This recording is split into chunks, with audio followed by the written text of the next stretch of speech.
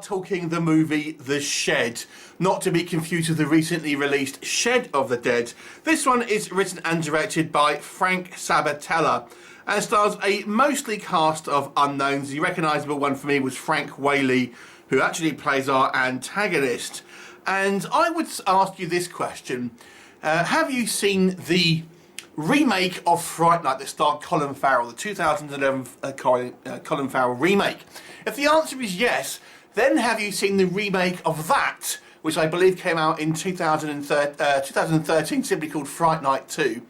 This is kind of like that movie. It is essentially almost another Fright Night kind of retelling. It just changes a few things. This time we have a vampire in a shed living next door to a young boy who is bullied, has a crush on a girl at school, has a kind of a somewhat kind of unstable friend, and gets vampire slaying advice of old movies. So, you know, it's kind of like another Fright Night remake almost, although not officially. So like I said, that's pretty much your story here. Essentially, at the beginning of the movie, we see a prologue where Frank Whaley's character, called Bane, he gets attacked by kind of a Nosferatu-style vampire and ends up hiding out in this kind of shed, where ultimately he then turns into a vampire himself. And it happens to be the shed of this old man who lives with his 17-year-old grandson, who is the protagonist of the piece, and he's, like I said, bullied. He's got this friend, yada yada, etc. And he must basically overcome this kind of threat that is kind of living in the shed, maybe even using it for his own kind of means to a certain degree. So what do we think of The Shed? Well, I will say this movie is well produced on the plus side. It does have a professional sheen to it. It being obviously a lower budget film, nonetheless, I do feel it does look like it's had some professional kind of people behind the camera, because you do get a kind of a somewhat reasonably high production value, I feel, behind it. The lighting, the camera placement, the kind of cinematography, all looks to a very good standard. So technically, I feel this is a fairly proficient film in regards to its kind of technical kind of side of things. The actual vampires themselves are quite intriguing, and there are more than one. I'm not giving too much away there. Our initial one, this kind of Nosferatu-like vampire, the movie deliberately is very kind of quick, and it doesn't show you much of that initial kind of piece. But I was, because obviously he's wearing the proper old school cape and everything, and I really wanted to know more, but we don't really get it. But it was kind of a bit of a nice tease, and he looks kind of cool, I've got to say.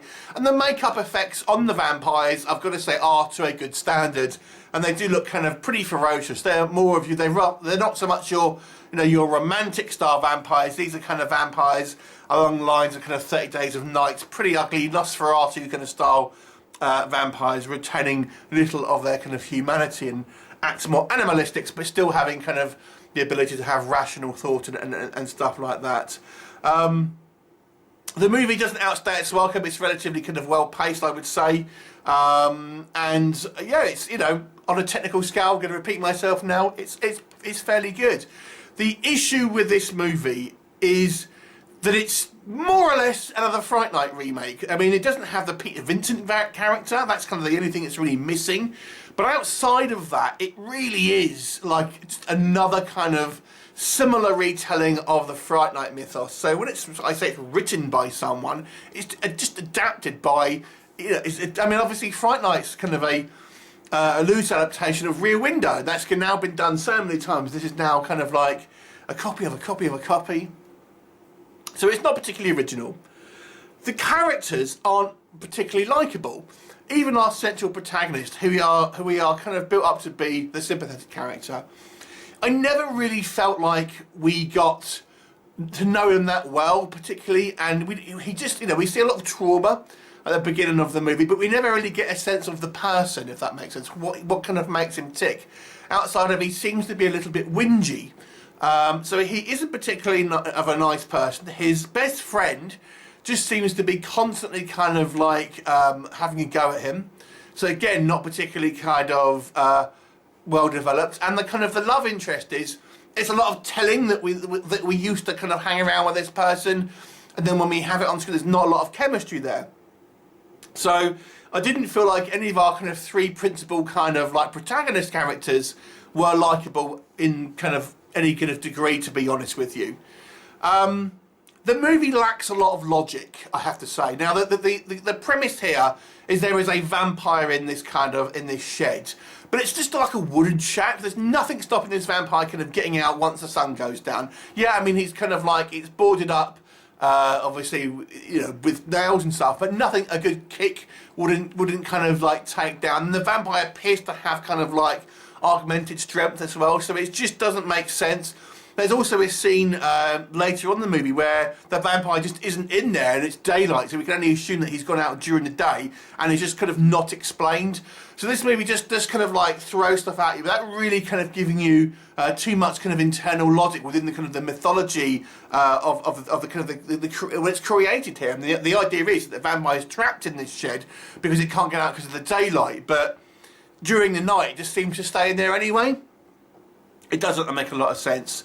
I also like, when you are looking, without kind of giving spoilers here, when you are trying to kind of look at the end game of our protagonist, what he's kind of intending to happen once the first victim happens, you know, I think you're thinking, what's your end game here? What are you planning to do after this? 'Cause it doesn't make any sense. I feel there's not a lot of been thought put into this outside of it having set pieces.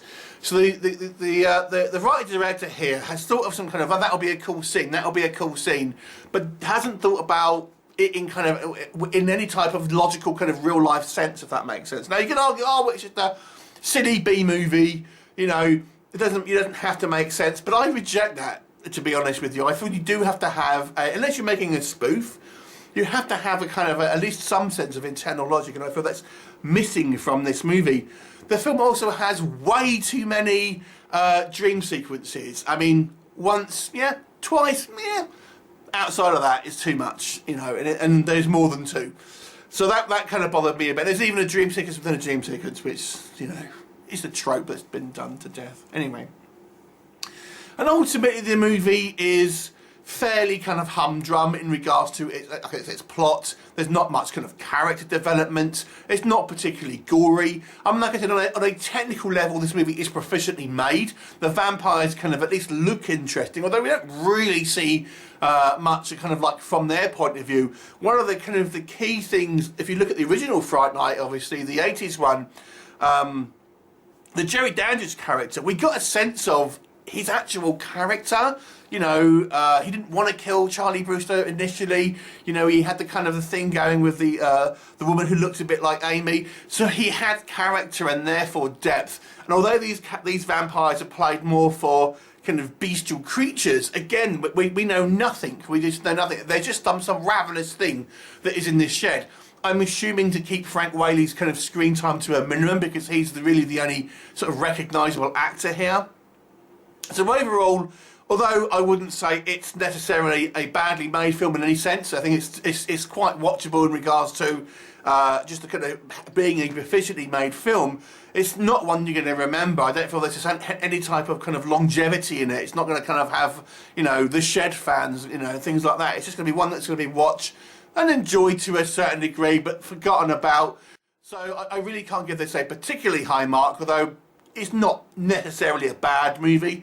I'll give it a 4 out of 10.